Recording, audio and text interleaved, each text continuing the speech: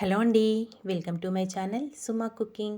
ఈరోజు మన ఛానల్లో రెసిపీ వచ్చేసి సొరకాయ నూనె పులుసు కూర అండి. అసలు చూస్తుంటేనే నోట్లో నుంచి నీళ్ళు ఊరిపోతున్నాయి కదా.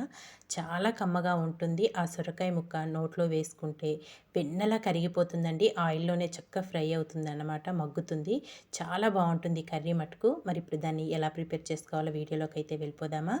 దానికోసం ఇక్కడ లేతగా ఉన్న సొరకాయనైతే తీసుకోవాలి. ముఖ్యంగా అయితే సొరకాయ మటుకు చాలా లేతగా ఉండాలండి. అలా ఉంటేనే మనకి సొరకాయ నూనె పులుసు కూర అనేది చాలా కమ్మగా ఉంటుంది. ఇక్కడైతే నేను సగం అయితే కట్ చేసేసుకున్నాను. ఇలా తీసుకున్న సొరకాయకి పైన ఉన్న పొట్టు మొత్తం తీసేసుకొని మన ఇంట్లో ఫోర్క్ ఉంటుంది కదా, ఆ ఫోర్క్తోని ఇలా ఘాట్లు అయితే పెట్టేసుకోవాలి. ఖచ్చితంగా మనం సొరకాయ నూనె పులుసు కూర వండుకుంటాం అనేటప్పుడు మటుకు ఇలా ఫోర్క్తో ఘాట్లు పెట్టుకుంటేనే మనకి చక్కగా ఆయిల్లో మగ్గేటప్పుడు ముక్క అనేది సాఫ్ట్గా ఉంటుందండి. ఇలా ఫోర్క్తో మొత్తం ఇలా ఘాట్లు అయితే పెట్టేసుకోవాలి. ఇలా ఘాట్లు పెట్టుకున్నాక ఇప్పుడు నేను వీడియోలో చూపిస్తున్న విధంగా వెడల్పుగా కట్ చేసుకోవాలి. ముందు టేస్ట్ విషయానికి వస్తే నిజంగా అద్భుతం అండి, అమృతంలా ఉంటుంది కూర మట్టుకు. తప్పకుండా అయితే మీరు ట్రై చేసి చూడండి. ఇలా వెడల్పుగా కట్ చేసుకున్నాక మళ్ళీ ఒక్కొక్క ముక్కను తీసుకొని 4 ముక్కలుగా కట్ చేసేసుకోవాలి. కొంచెం పెద్ద సైజుగానే కట్ చేసుకోవాలండి సొరకాయ ముక్కలు అనేటివి.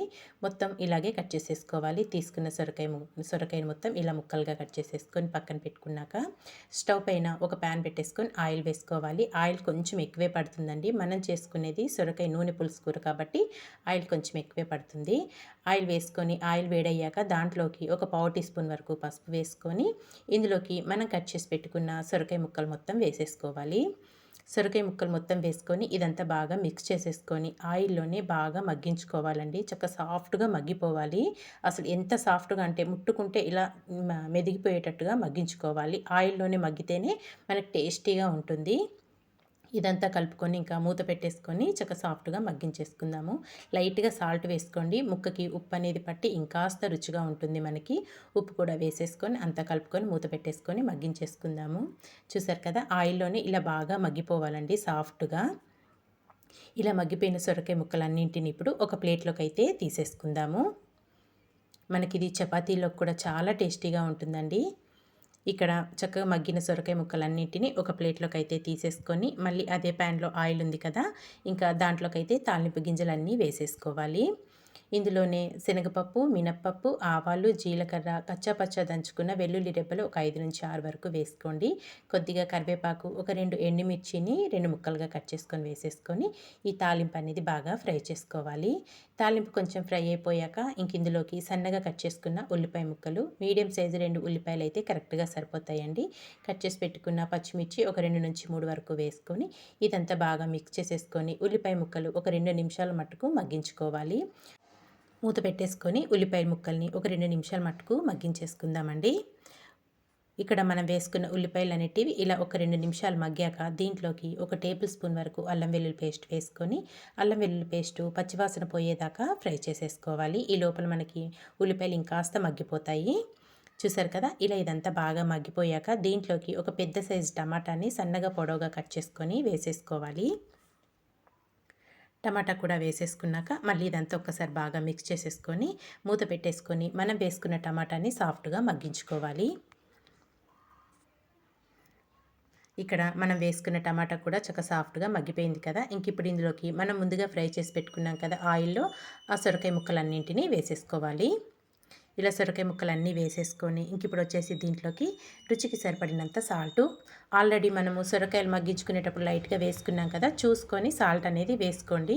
సాల్ట్ కూడా వేసుకున్నాక దీంట్లోకి ఒక టేబుల్ స్పూన్ వరకు కారం అనేది మీరు తినేదాన్ని బట్టి వేసుకోండి. నేనైతే ఇక్కడ ఒక టేబుల్ స్పూన్ వరకు కారం వేసేసుకొని ఇందులోనే సన్నగా కట్ చేసుకున్న కొత్తిమీర కూడా వేసేసుకోండి. ఒక గుప్పెడు వరకు కొత్తిమీర వేసుకోండి, చాలా బాగుంటుంది.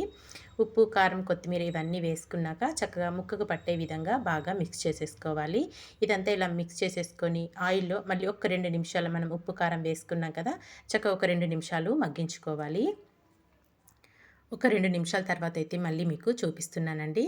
చూసారు కదా, ఆయిల్ అనేది ఇలా సపరేట్ అవ్వాలి. చక్కగా ఇదంతా ఇలా బాగా మగ్గిపోయాక ఇదంతా ఒక్కసారి కలుపుకుందాము. ఇదంతా ఇలా కలుపుకొని దీంట్లోకి ఇప్పుడు చింతపండు పులుసు అనేది వేసుకోవాలి. ఒక చిన్న నిమ్మపండు సైజ్ అంత చింతపండును ముందే నానబెట్టేసుకొని ఆ రసాన్ని దీంట్లో యాడ్ చేసేసుకోవాలండి. ఇక నేనైతే చింతపండు రసాన్ని అయితే యాడ్ చేసేసుకుంటున్నాను. మీకు కొంచెం కర్రీ అనేది లూజ్గా కావాలంటే పులుసు అనేది కొంచెం ఎక్కువ వేసుకోండి. థిక్ గ్రేవీ కావాలంటే చింతపండు వాటర్ అంటే కొంచెం తగ్గించి వేసుకోవాలి. నేనైతే ఇక్కడ దగ్గరగా వండుతున్నాను నూనె పులుసు కూర అనేది. చింతపండు పులుసు కూడా వేసేసుకున్నాక ఒక టేబుల్ స్పూన్ వరకు ధనియాల పొడి, ఒక హాఫ్ టీ స్పూన్ వచ్చేసి గరం మసాలా, ఇందులో ఒక చిన్న బెల్లం ముక్క వేసుకోండి. బెల్లం ముక్క అయితే అస్సలు స్కిప్ చేయొద్దు. బెల్లంతోనే మనకు టేస్ట్ చాలా బాగుంటుంది కూర మట్టుకు. మసాలాలు అన్నీ వేసేసుకున్నాం కదా, ఇంక ఇదంతా బాగా మిక్స్ చేసేసుకొని ఇంకా మూత పెట్టేసి చిన్న మంట మీద కుక్ చేసేసుకుందామండి. ఇంకెక్కువ టైం కూడా పట్టదు. మనకు సొరకాయ ముక్క కూడా చక్కగా మగ్గిపోయింది కదా. ఇంకా మూత పెట్టేసి చిన్న మంట మీద కుక్ చేసేసుకుందాము. ఆయిల్ అనేది మనకు సపరేట్ అయ్యే విధంగా. చూసారు కదా, ఇక్కడైతే చక్కగా కుక్ అయిపోయింది. ఆయిల్ కూడా సపరేట్ అయిపోయింది. చూస్తుంటే ఇంక ఇప్పుడు స్టవ్ ఆఫ్ చేసేసుకొని ఒక సర్వింగ్ బౌల్లోకి తీసేసుకుందామండి. నిజంగా చూస్తుంటే నోరు ఊరిపోతుంది కదా. చికెన్ మటన్లు కూడా పక్కన పెట్టేసి ఈ సొరకాయ నూనె పులుసుతో కూరతోనే అన్నం మొత్తం కడుపు నిండా తింటామండి. అంత రుచిగా ఉంటుంది. ఇక్కడ సర్వింగ్ బౌల్లోకి తీసేసుకొని సన్నగా కట్ చేసుకున్న కొత్తిమీరతో గార్నిష్ చేసుకొని ఇంకా వేడి వేడి అన్నంలోనైనా లేదు అనుకుంటే చపాతీతోనైనా సర్వ్ చేసుకోండి. ఎక్సలెంట్గా ఉంటుందండి. తప్పకుండా ట్రై చేయండి. ట్రై చేశాక ఎలా వచ్చిందో కామెంట్ చేయండి.